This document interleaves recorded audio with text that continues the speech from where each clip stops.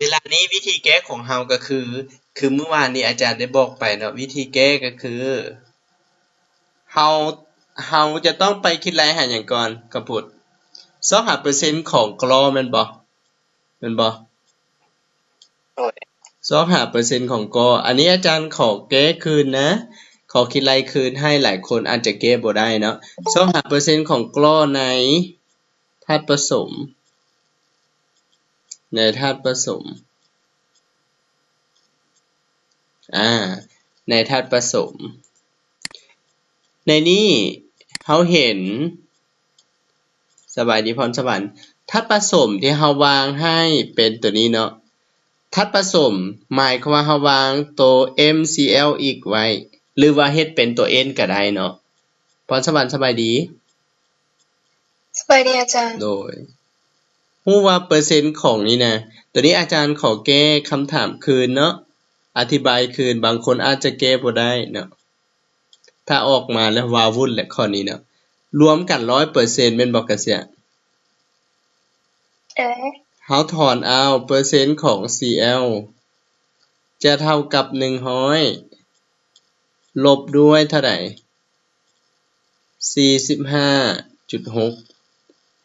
อาจารย์สิได้อยู่เมื่อวานนี้อาจารย์ลบมีค่าเท่าใดออกอยู่ 54.4 บ่โดยหลังจากนั้นมาฮอดขั้นตอนนี้ก็คือไปซอกหาค่าของหยังไปซอกหาค่าของหยังซอกหาค่าของอีกก่อนแม่นบ่ซอกหาค่าอีกในธาตุผสมหรือว่าในสูตรเนาะธาตุผสมที่จริง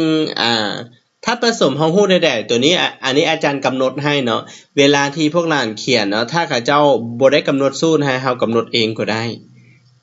ซอกหาค่าอีกในธาตุผสมของM ของ Cl อีกเนาะ M ของ Cl อีกในนี้ก็คือเฮาอาจจะวางเป็นเงื่อนไขเฮาก็ใช้สูตรเลยแม่นบ่เฮามีหยังเฮาจากสูตรเฮามีหยังทุกคนจากสูตรเฮามีเปอร์เซ็นต์ของ Cl มีค่าเท่ากับหยังนุชจิลามวลสารของกะลอคูณร้อยส่วนมวลสารทั้งหมดโดยแต่ว่าตัวนี้เฮาบ่ฮู้ค่าของ x แสดงติด x ไปนำแม่นเนาะแม่นบ่ติด x ไปนำหารด้วยมวลสารโมเลกุลทั้งหมดก็คือเท่าใด260บ่โอเคเวลานี้เฮาก็แทนค่าใส่เป็นหยัง260คำพูดเพราะว่าต้องหารมวลสารทั้งหมดแม่นบ่คำพูดแม่นน่ะโดยดังนั้นเราจะได้54.4แล้วตัวนี้แม่น35จุดหยัง35.5 x แม่นบ่โอเคบ่แสงอำพรแสงโดยทั้งหมดหารหยังหารให้200หารด้วย260เนาะเวลานี้เราก็แก้แบบธรรมดา เราจะได้หยังอาจารย์ขอเขียนพื้นที่พี่เนาะอาจารย์จะได้ 54.4 แม่นบ่สุวรรณพรคูณด้วยเอาคูณด้วย260ทั้งหมดนี่เท่ากับเท่าไหร่เท่ากับ3550 x แม่นบ่ฮัลโหลแม่นบ่ทุกคนแม่นหรือบ่แม่นเวลาเอาตัวนี้คูณเข้า 54.4 คูณ260มีค่าเท่าใดสุวรรณพรมีค่าเท่าใด14,144โดยเราจะได้อยู่ 14,144 บ่โดย14,144เท่ากับตัวนี้3,550 x เนาะเวลานี้อาจารย์ก็ถอนเอา x จากผลคูณเป็นผลหยังวาเลน่า คิดไล่มาจากผลคูณเขาจะกลายเป็นผลหารแม่นบ่ฮัลโหลสบายดีดังนั้นอาจารย์สิได้อีกเราจะได้มีค่าเท่าใดอีก3จุดหยัง 3.98 เฮาเทียบ x จะเท่ากับ4เมื่อ x เท่ากับ4ปั๊บบัดนี้เราไปซอกหาหยังไปซอกหามวลสารอะโตมของไปคิดไล่หาหยังนินาริน มวลสารอะโตมของ M โดยซอกหามวลสารอะโตมของ n มวลสารอะโตมของ m ในนี้อาจารย์ถามก่อนสูตรโมเลกุลเท่ามวลสารโมเลกุลบ่เท่าบ่ เท่า โดยฮู้ว่าเราจะได้ m ของเรา m ของเราก็คือตัวนี้104เท่ากับ260เวลานี้อาจารย์จะได้ m บวกให้หยังเราได้ m บวกหยัง m บวกให้4คูณหยัง4คูณ 35.5 ทั้งหมดเท่ากับ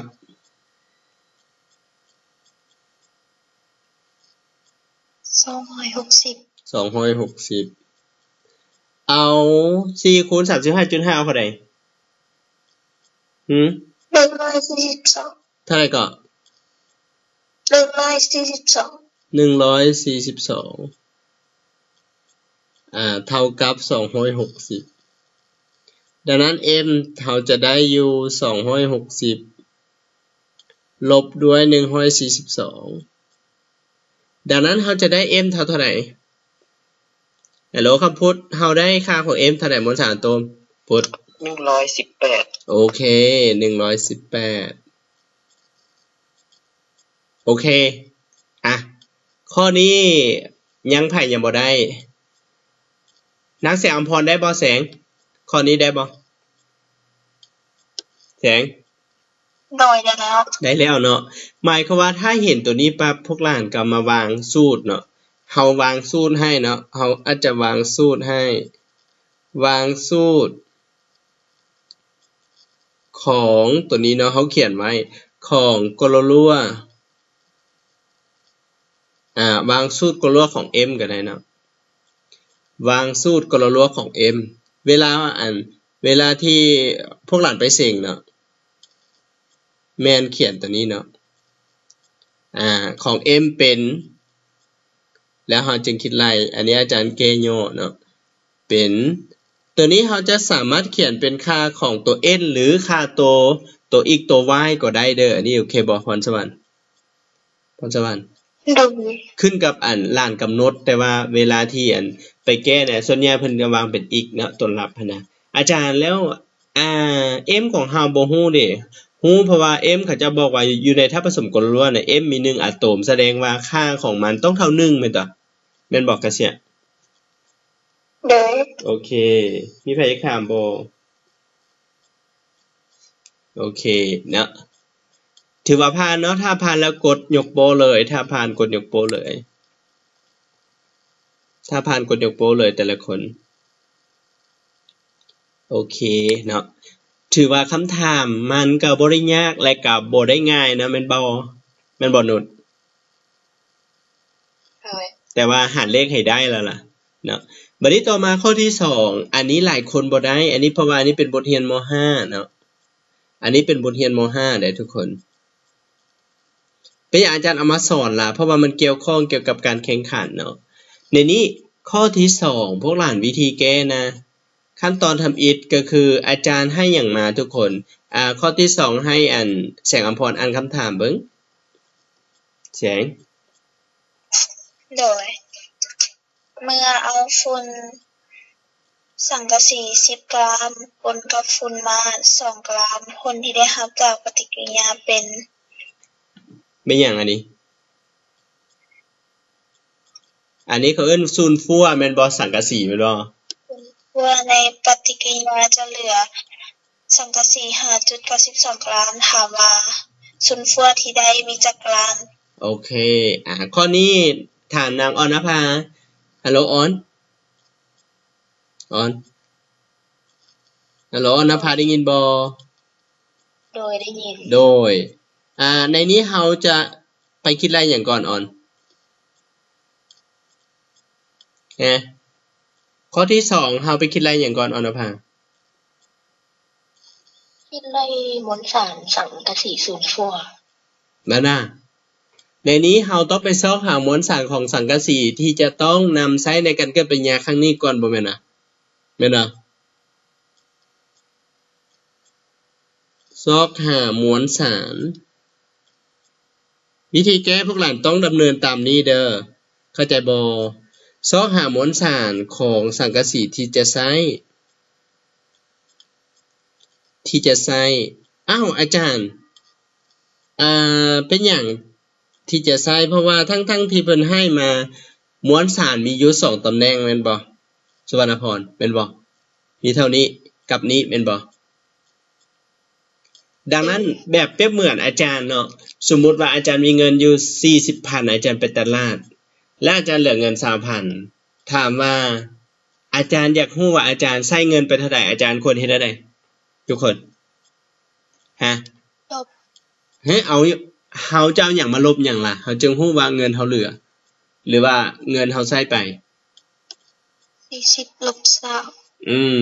เฮาจะต้องเอาเงินที่อาจารย์มีทั้งหมดที่นำไปหั่นมาลบให้เงินที่เหลืออาจารย์จึงรู้ว่าเงินที่จะต้องนำใช้ไปแม่นบ่แม่นบ่เฮาก็เขียนเลยแสดงว่า m ของสังกะสีที่จะใช้m ของสังกะสีที่จะใช้ในการเกิดปฏิกิริยานี่ก็คือเอา10กะรัมนี้มาลบให้มวลสารที่เหลือก็คือ 5.92 เขาจะได้มีค่าเท่าไหร่ก็เสีย 4.08 กะรัมหลังจากนั้นเราจึงไปซอกหาหยังหลังจากนั้นเราจึงไปซอกหามวลสารของหยังเล็กสุดฟัวเล็กสุดฟัวบ่สังกะสีของสังกะสีสุดฟัวในนี้ก็คือถ้ากฎเกณฑ์ทักษะมวลสารอาจารย์ถามว่ากฎเกณฑ์ทักษะมวลสารหมายความได้ใดนางพรสวรรค์จือบ่พรสวรรค์กฎเกณฑ์ทักษะมวลสารมีความหมายจังได๋ฮู้บ่อาจารย์ขอเขียนทฤษฎีนี้ก่อนเนาะกฎเกณฑ์ทักษะมวลสารมีความหมายว่าใดผลบวกของธาตุผลิตภัณฑ์เท่าผลบวกของธาตุไม่หยังผลบวกของธาตุตั้งต้นเท่าผลบวกของธาตุผลิตภัณฑ์ว่าจ้ะโดยโอเคกฎเกณฑ์ทักษะมวลสารให้พวกหลานจือเสมอว่า A นี่บวก B นี่นะ A บวก B จะได้ผลิตภัณฑ์เป็น C กับ D นะตัวอย่าง C กับ D แม่นบ่พรสวรรค์แสดงว่ากฎเกณฑ์ทักษะมวลสารจะบ่งบอกถึงว่า M ของ A นี่นะบวกให้ M ของ B เท่าหยังเท่ากับ M ของ C บวกให้ M ของ D แม่นบ่แม่นหรือบ่แม่นแสดงว่าเอาตัวอันนี้ตัวสีเขียวนี้บวกกันจะเท่ากับตัวสีแดงทุกคนเขาเอิ้นว่ากฎเกณฑ์ทักษะมวลสารนิยามเพิ่นจึงบอกว่ากฎเกณฑ์ทักษะมวลสารหมายถึงกฎเกณฑ์ที่มีมวลสารของธาตุตั้งต้นบวกกันเท่ากับมวลสารของผลิตภัณฑ์บวกกันเพิ่นจึงเอิ้นว่ากฎเกณฑ์ทักษะมวลสารนาทีนี้ก่อนเราจะใช้ว่าอาจารย์ในกรณีเขาจะให้สังกะสี2ตัวนี่เพิ่นว่านำเอาฝุ่นสังกะสีมาเนาะฝุ่นสังกะสี10กะรัมปริญญาเท่าใดบ่ฮู้เนาะแล้วมันเหลือสุดท้ายแล้วมันเหลือตัวนี้ 5.92 แสดงว่าเราต้องไปซอกหามวลสารของสังกะสีที่ใช้ก่อนที่ใช้กับปริญญากับมาก่อนนะความหมายเนาะดังนั้นก็คือจากสมผลจากข้อมูลแล้วก็เขียนสมผลเนาะจากข้อมูลที่โจทย์ให้มาอันนี้ขั้นตอนการแก้ดานินาลินยินบ่โดยโจทย์ให้มาเขียนสมผลได้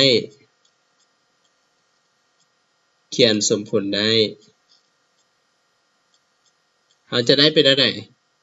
เราจะได้เป็นสังกะสีบวกหยังสังกะสีบวกมาตรแม่นตัวแม่นหรือบ่แม่นจะได้เป็นสังกะสีสุดฟัว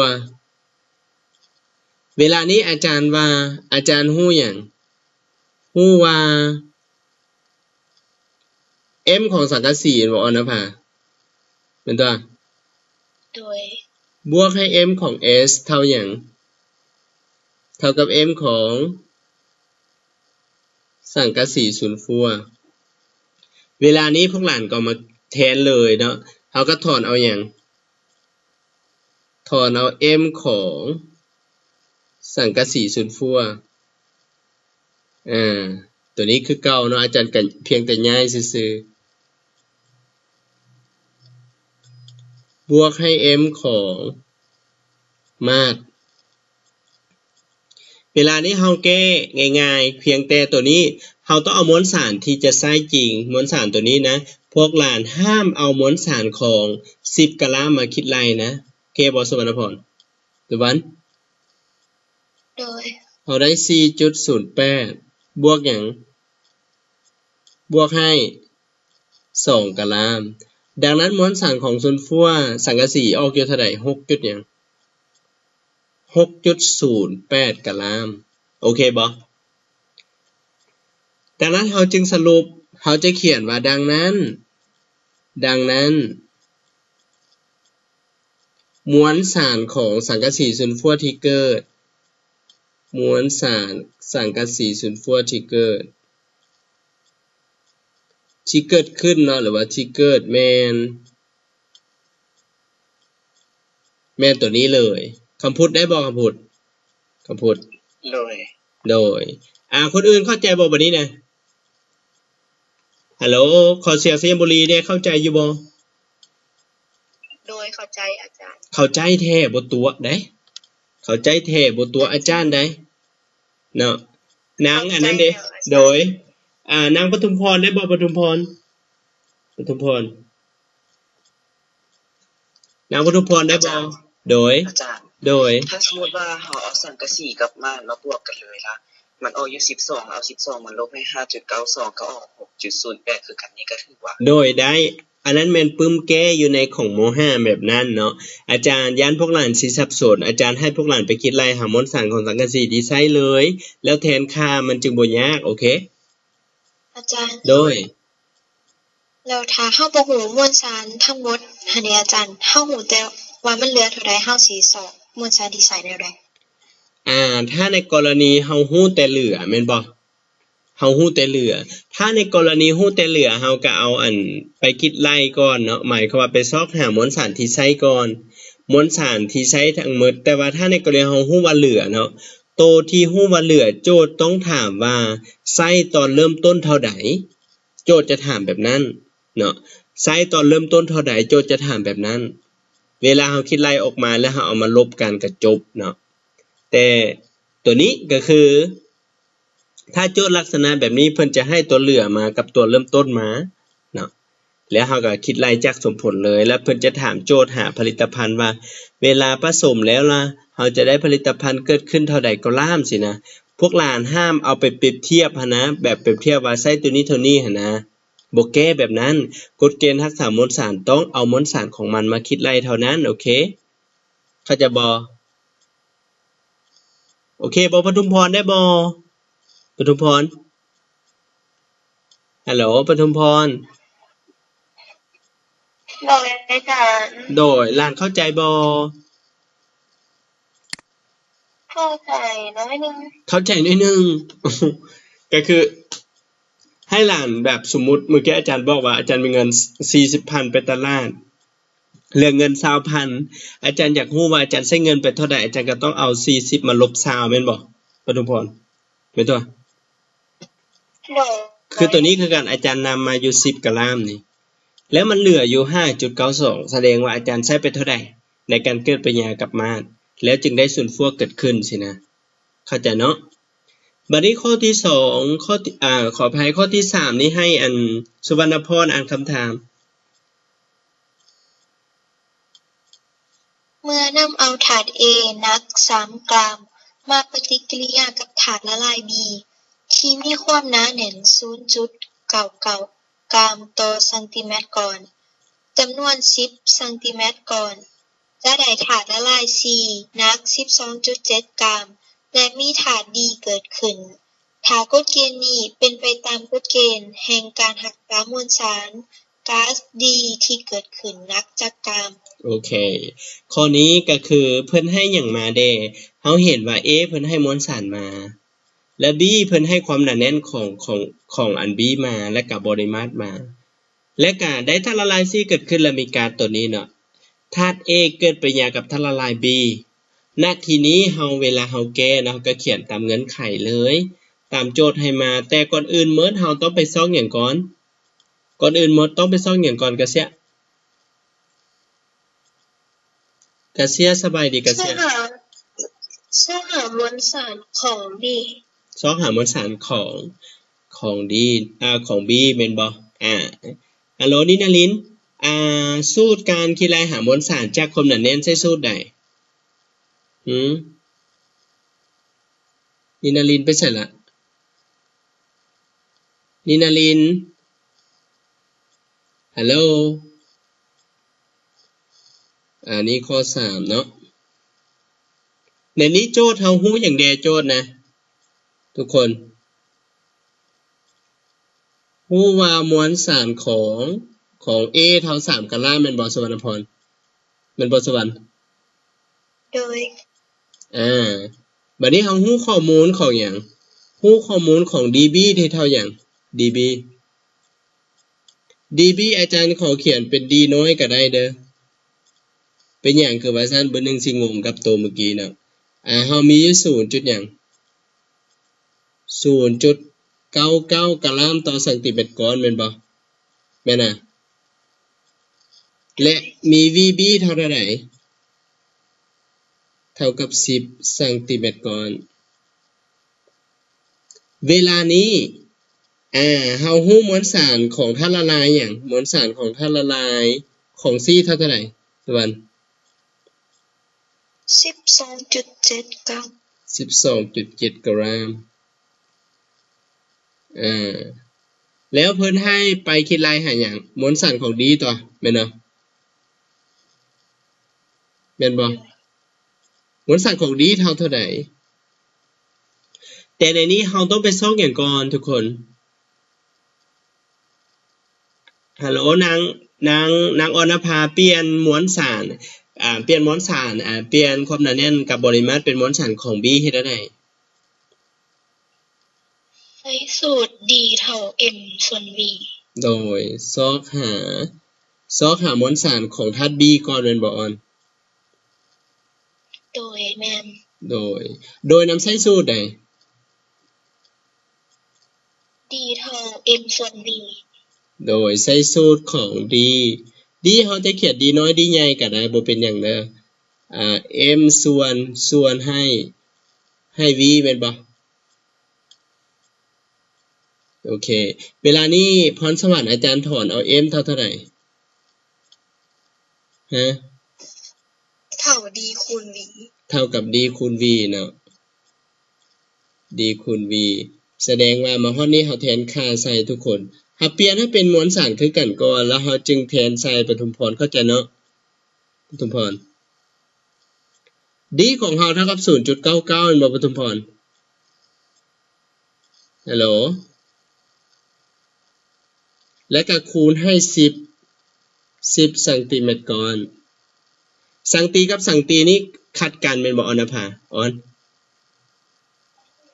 โดยอันนี้ขัดกันเนาะมีตัวนี้ขัดกันแสดงว่า 0.99 คูณ 10ออกเท่าใด9.9 กะรัมโอเคเวลานี้เฮาฮู้มวลสารของ B แล้วเฮาฮู้มวลสารของ B แล้วบัดนี้เฮาไปซอกหาหยังฮัลโหลมวลสาร3 D ไปซอกหามวลสารของ D แม่นบ่ซอกหามวลสารของ D มวลสารของดีเนาะเท่าใดโอ้โหดีหัวใหญ่จังมวลสารของดีเท่าใดเวลานี้เฮาจ้างข้อมูลเฮาเขียนสมผลได้เนาะจากข้อมูลเขียนสมผลได้ข้อมูลเขียนสมผลได้เพิ่นบอกว่าเอาธาตุ A แม่นบ่แม่นบ่นินารินโดยเอาธาตุ A ก็คือธาตุ A ธาตุ A นี่เฮาเห็นการ์ดที่เกิดขึ้นแสดงว่าธาตุ A จะต้องเป็นของแข็งอรภาของแข็งเกิดปัญญากับหยังกับธาตุละลาย B แม่นบ่แม่นบ่แม่นหรือบ่แม่นจะได้ธาตุละลาย C เกิดขึ้นแม่นบ่สุวรรณพรโดยและธาตุ D เกิดขึ้นเฮาเขียนภาวะแบบนี้เลยบัดนี้จากกฎเกณฑ์ทักษะมวลสารเมื่อกี้อาจารย์ถามถามอันพรสวรรค์แล้วเนาะแม่นบ่กฎเกณฑ์ทักษะมวลสารเฮาจะได้หยังทุกคนจากกฎเกณฑ์ทักษะมวลสารเฮาสิได้เป็นหยังจะได้ m ของ A บวกหยังM ของ B m ของ B ทั้งหมดเท่ากับ m ของ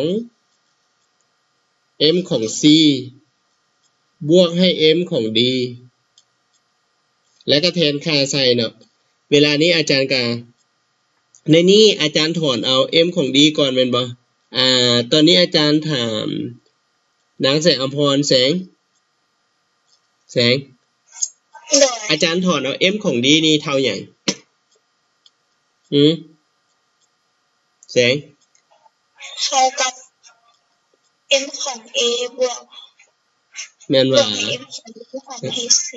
แม่นจะบอก m ของ C ติลบด้วยตัวนี้แม่นบ่ลบด้วยหยังลบด้วย m ของ A บวกให้ m ของ B เนาะเป็นอาจารย์จึงใช้วงขอเพราะว่ามันมีวงเล็บกับธาตุนั่นน่ะเนาะเวลานี้อาจารย์จะได้เป็นเท่าไหร่ f ของ C ของเฮามีค่าเท่าไหร่12จุดหยังก่อน 12.7 แม่นบ่โดยลบให้หยังลบให้3บวกหยัง3บวกให้หยังเมื่อกี้เลข 9.9 เป็นบ่คำพูดเป็นต่อโดยดังนั้นอาจารย์สิได้อยู่ 12.7 ลบหยังลบให้หยัง 9.9 ในนี้3บวกให้ 9.9 เอาเท่าไหร่12.7ได้อยู่เวลานี้เมื่อกี้อาจารย์เขียนเบิ่ง 9.9 เนาะบวกให้3แสดงว่าเฮาจะได้อยู่12จุดหยัง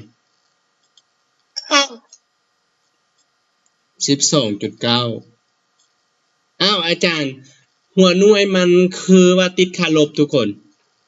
เบิ่งมวลสารอาจารย์ให้มา 12.7 เนาะอันนี้ 9.93ตัวนี้เราจะได้อยู่ m แสดงว่าเอาตัวนี้มันลบเป็นบ่ทุกคนฮัลโหล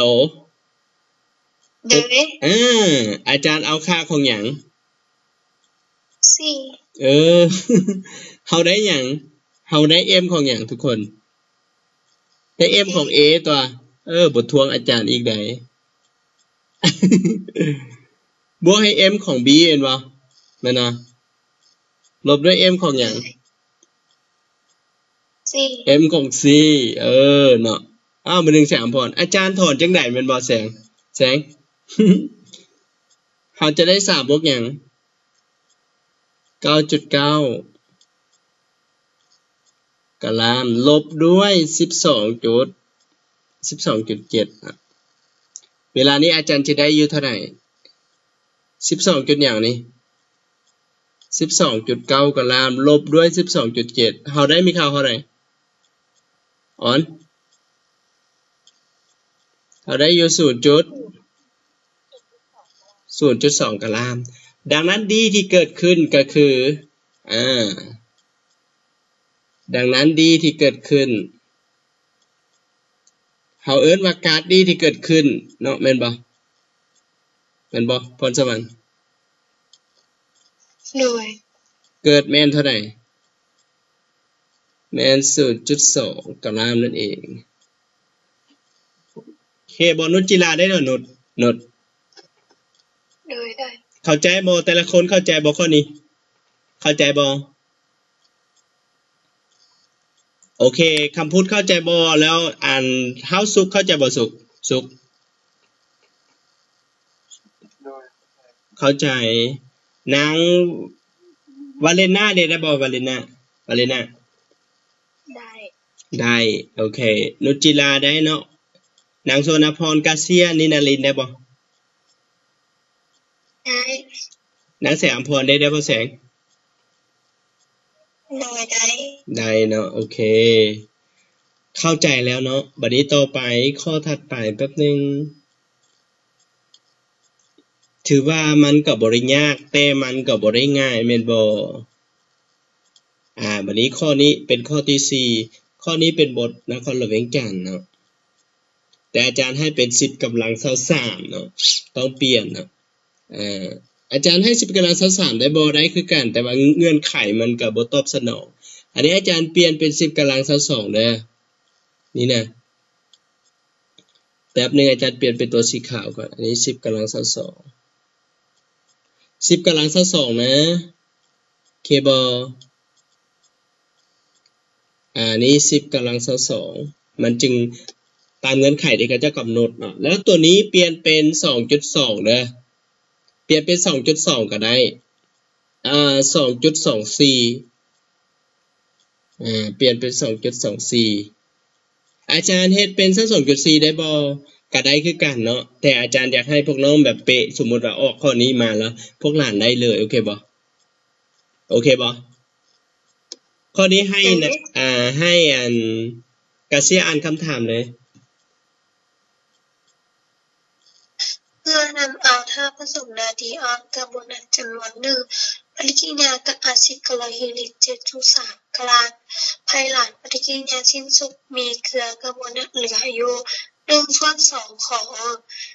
ก๊าซคาร์บอนิกที่เกิดขึ้นได้หักเกลือนาดีออกกลอรัว 0.2 โมลน้ำ 6.02 คูณ10กำลัง22โมเลกุลและปริมาตรของก๊าซคาร์บอนิก 2.24 กิโลแคลใน ATP ถ้าปฏิกิริยาเป็นไปตามกฎเกณฑ์2 มวลสารเกลือที่นำเอามาเป็นต้นจะมีค่าเท่าใดครับโอเคนี่แหละคำถามที่นางสุวรรณพรถามอาจารย์มันบอกสุวรรณพรมานะแม่นบ่เพิ่นว่าเมื่อนำเอาท่าผสมนาตีอ้อมกับโบนัสสิ่งสำคัญคือพวกหลานต้องเขียนสมผลให้ได้ก่อนว่าคำพูดแม่นนะแม่นตัวโอเคปฏิกิริยากับอะซิดคลอไรดิกสิ้นสุดเนาะปฏิกิริยาสิ้นสุดมีเกลือกับโบนัสเหลือ 1/2 เท่าที่เกิดขึ้น 1/2 เท่าที่เกิดขึ้นได้รับเกลือนาตรีออมอยู่จำนวนเท่านี้และน้ำจำนวนเท่านี้และกับปริมาตรของตัวนี้เท่านี้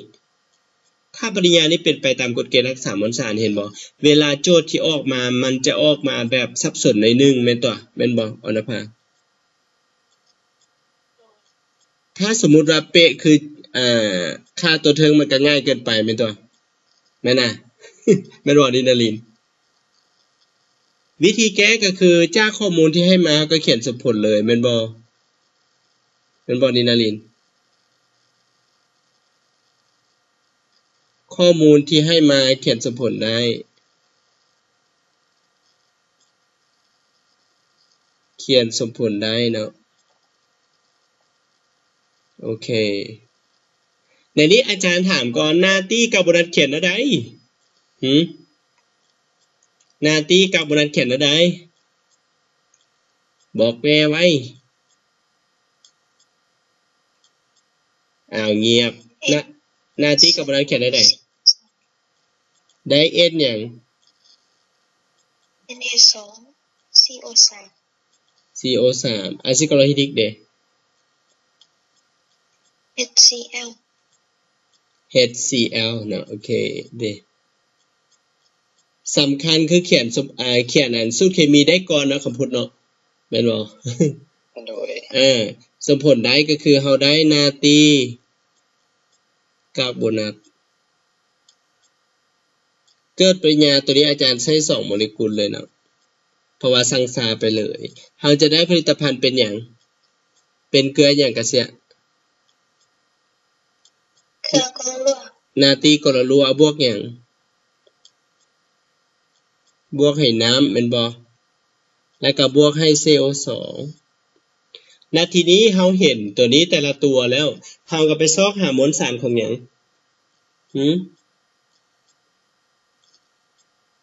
ฮัลโหลอนภาซอกมวลสารของหยัง มวลสารนาตรีกร ซอกหามวลสารนาตรีกรลัวนาตรีกรลัวจำนวนเท่าไหร่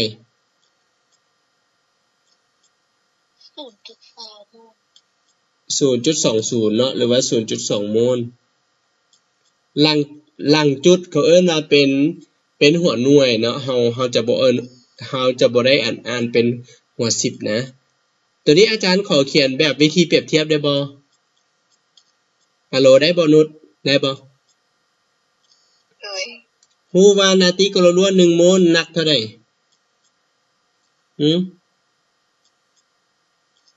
1โมลมันมีมวลสารเท่าไหร่ทุกคนเท่าไหร่มวลสาร 58.5 โอเคบัดนี้นาตรีกรลัวจำนวนเท่าไหร่เพิ่นให้มา 0.2 โมลแม่นบ่นินาลิน โดย จะมีนี่เท่าใดหรือว่าพวกหลานจะใช้สูตรก็ได้บ่เป็นหยังอาจารย์เขียนเป็นอีกนะอาจารย์จึงได้อีกเท่ากับเท่าใดอีกจึงเท่ากับ 0.2 โมลโมลกับโมลขัดกันไว้ใส่อำพรแม่นบ่มันจึงเหลือกะลามนะถ้าผู้ใดงงแล้วถามอาจารย์คืนตัวนี้กฎเกณฑ์รักษามวลสารต้องเฮ็ดได้เนาะสุบเนาะโมลกับโมลนี่ขัดกันเวลาที่พวกหลานคิดไล่นะเด้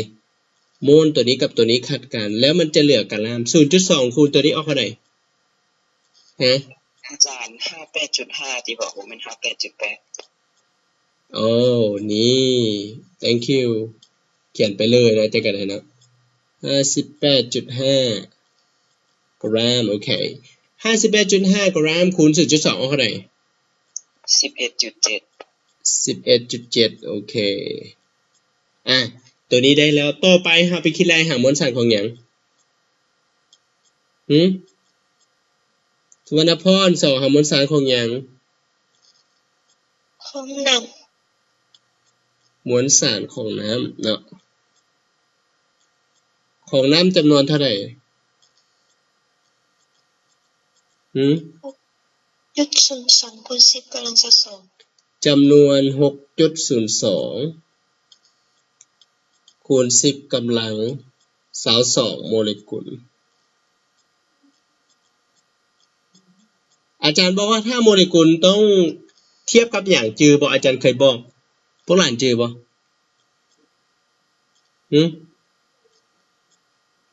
ฮู้ว่านี่นะน้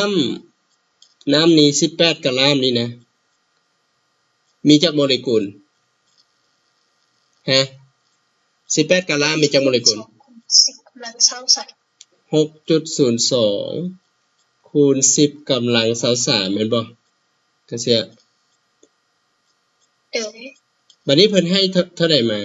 เพิ่นให้ 6.02 หยังคูณ 10 กำลัง22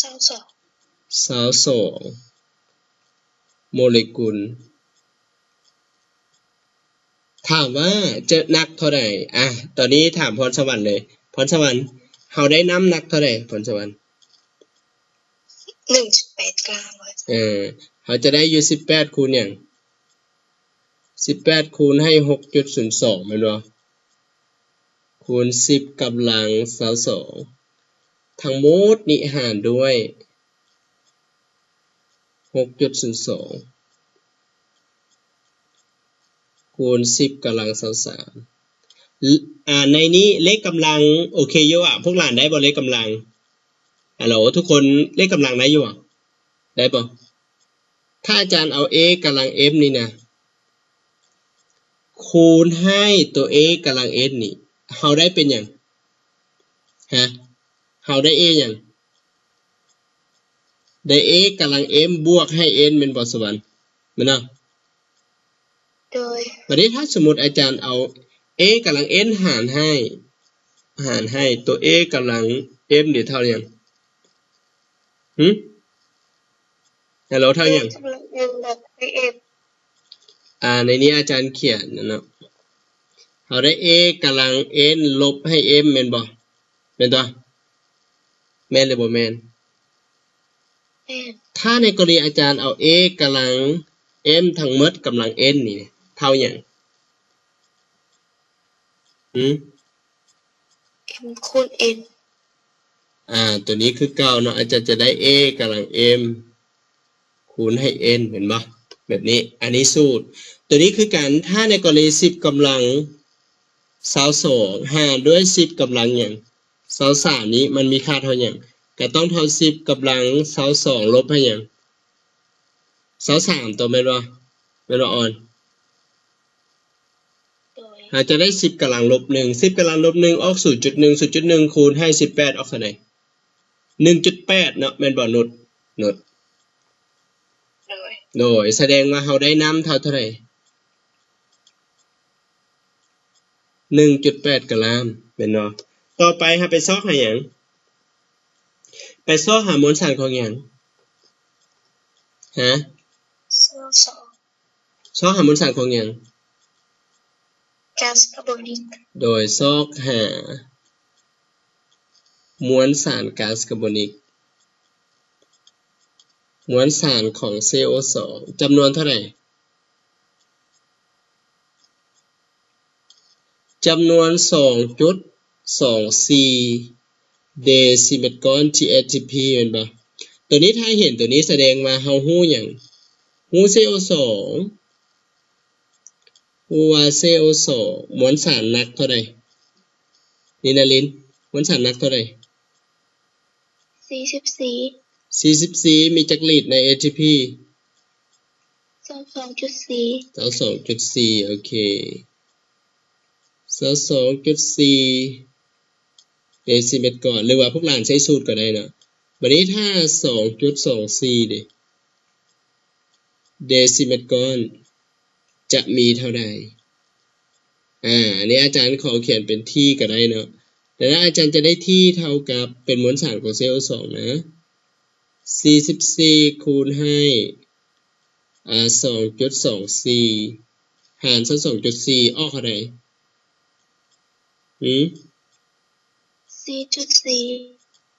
ออกอยู่ 4.4 เนาะ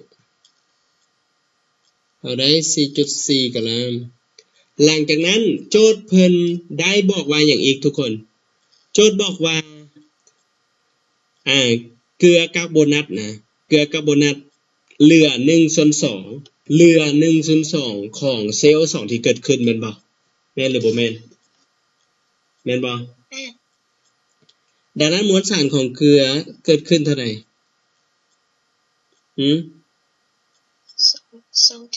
2.2 มวลสารเกลือหยังเกลือหยังเกลือนาตรีคาร์บอนัตเหลือเท่าไหร่เพิ่นบอกว่าเหลือเท่ากับ 1/2 แม่นบ่ของมวลสารหยังที่เกิดขึ้นแม่นบ่โอเคบ่ฮัลโหลนางแสงอำพรได้บ่แสงโดยได้ดังนั้นตัวนี้ออกเท่าใดเราจะได้ m ของตัวนี้ออกเท่าใด m นาตรีคาร์บอนัตเท่าใดจะเท่ากับ 1/2 หารเนี่ย1/2 คูณหยัง4.4 เนาะนี่นะลินเนาะโดยเราจึงได้ 2.2 เวลานี้ถ้าในกรณีเขาคิดไล่เนาะเพิ่นถามหามวลสารของหยังโจทย์เพิ่นถามมาถ้าปริมาณกฎเกณฑ์รักษามวลสารเกลือที่นำเอามาในเบื้องต้นมีค่าเท่าใดแม่นบ่แม่นบ่คำพูดแสดงว่าจากสมผลเขามีหยังจากสมผลพรสวรรค์จากสมผลเขามีหยัง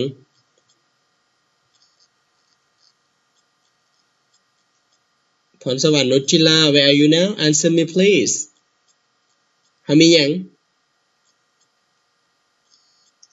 นาติออมกับโบนัสบวกหยังอะซิโคลอฮิดริกอะซิโคลอฮิดริกผลิตภัณฑ์ใดหยังนาติออมกลอรัวกับอย่างอีกก๊าซคาร์บอนิกและน้ำโดยอาจารย์เขียนน้ำก่อนได้บ่โดยได้เนาะเวลานี้จากกฎเกณฑ์รักษามวลสารเขามีหยัง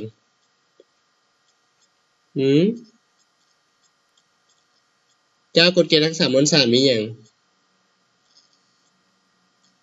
อรภาไปใส่ละเขามี M ของนาตรีกับโบนัสบวกให้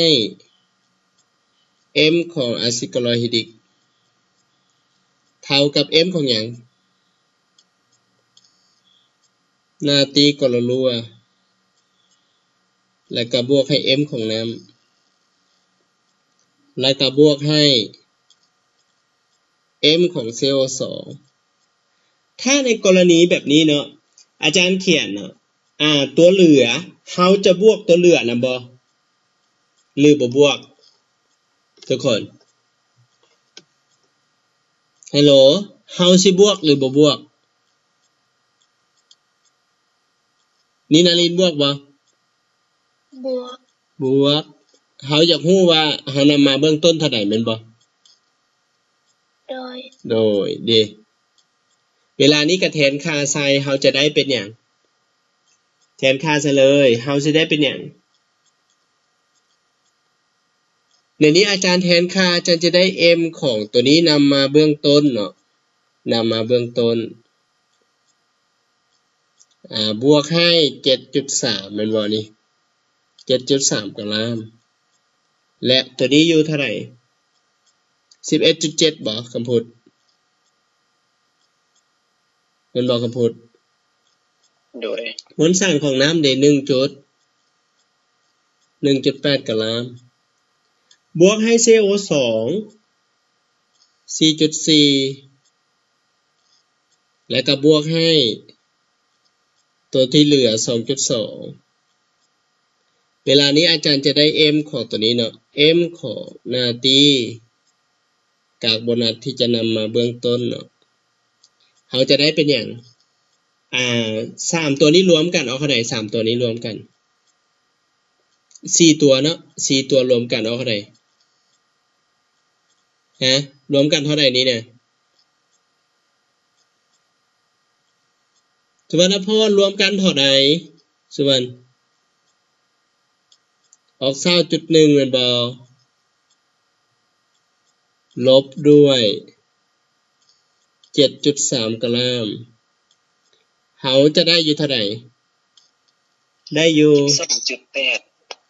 12.8 กรัมแสดงว่าตัวนี้แสดงว่าจะต้องนำตัวนี้มาเบื้องต้นอยู่ต้องนำตัวนี้มาเนาะนำมาจำนวน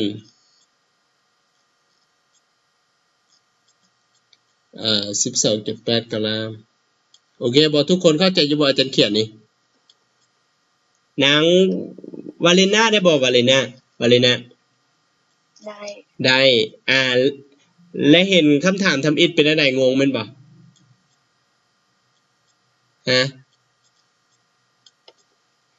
คำพูดได้บ่คำพูดโดยถือว่าคำถามแบบนี้พวกหลานได้อยู่ป่ะหรือบ่ได้ถ้าได้เรากดยืนยันเลยถ้าได้เรากดยืนยันเลย เดี๋ยวอาจารย์ส่งเวียกบ้านให้ใหม่เนาะถือว่าเกี่ยวกับกฎเกณฑ์รักษามวลสารก็ผ่านไปเนาะมื้ออื่นอาจารย์จะสอนเกี่ยวกับกฎเกณฑ์อัตราส่วนคงที่และก็อัตราส่วนพหุคูณเนาะพวกหลานไปอ่านเบิ่งโลดเนาะเนื้อหาหลังจากนั้นอาจารย์ก็ได้มีการทดสอบต่อไปแล้วบัดนั้นเฮาก็คิดรายตัวรวมเนาะพวกอิโซโตปอาจารย์ก็สอนแล้วถือว่าพวกหลานก็ได้เรียนถือว่าหลายแล้วแต่สิ่งสำคัญคือผู้ที่ยังบ่ทันได้เนาะหลายคนเลยเนาะแสงอัมพรต้องฝึกหลายๆได้แสงอัมพรแสง โอ้ยว าเลนตินาปทุมพรเนี่ยเป็นจังได๋ปทุมพรเข้าใจอยู่บ่ปทุมพร เข้าใจ เข้าใจแล้วหลานต้องแก้เวียกบ้านได้ โอเค แต่ในมือน้อยหนึงหลังขาดมือเดียวลันบ่ฮู้หยังเลย มึนเลยแม่นบ่ โดย โอเค มีแต่หลานเบิ่งวิดีโอคืนเพราะอาจารย์เอาลง YouTube เด้หลานก็เข้าไปเบิ่งก็พักผ่อนหลายๆได้ช่วงนี้เฮาใกล้จะเซ็งแล้วเนาะหลายคนแล้วหมกมุ่นแล้วไข้เนาะหรือว่าช่วงนี้อากาศเปลี่ยนแม่นบ่แม่นบ่กะเสีย เห็น อากาศเปลี่ยนและก็ป่วยถ้าป่วยแล้วสุขภาพบ่ดีก็เรียนบ่ได้เนาะให้พวกหลานตั้งใจโอเคสำหรับวันนี้ขอลาไปก่อนแล้วพบกันใหม่สบายดีทุกคนบ๊ายบาย เข้าใจอาจารย์ เด้อเข้าใจ